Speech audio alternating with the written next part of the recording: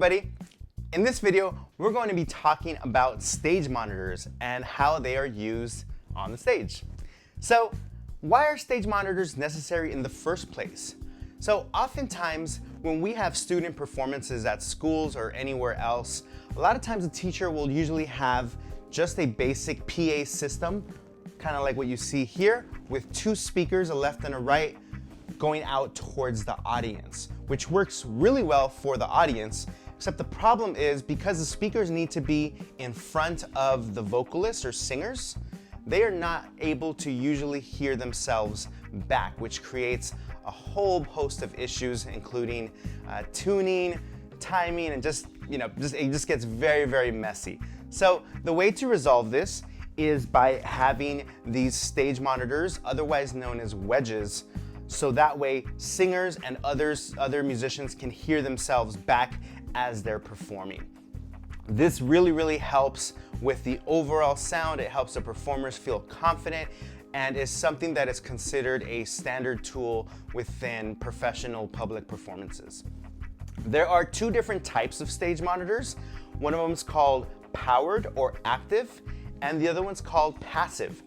With the powered monitors, they can get turned on and off, so they have their own amplification system within the speaker itself and can function essentially on their own if needed, right? But they provide a lot of power for the speakers and the monitors as they're pumping out the music. The passive speakers, on the other hand, do not involve any type of power, so all they're doing is getting the audio signal usually from the PA system, and they do not require any type of power to function, okay? Another thing to remember is when you have the monitors on stage, you want to make sure that they're usually about 3 to 5 feet away from the performers, especially the singers. You can definitely generate feedback off of stage monitors, so just be aware of that and make sure that there is a significant amount of space between singers and the monitors themselves, okay? Another thing to keep in mind is you can create a monitor mix for your performers. So let's just say that the drummer already can hear themselves pretty well just by playing, so they might not necessarily need to hear themselves coming back from the sound coming back from the monitors, right?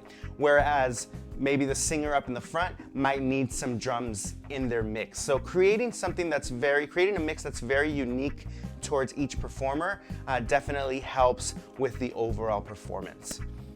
Now, how many monitors do you really need? Now, that is kind of a relative question. I think at the bare minimum, you can use 1 to 2 monitors up in the front, so that way the singers could hear themselves.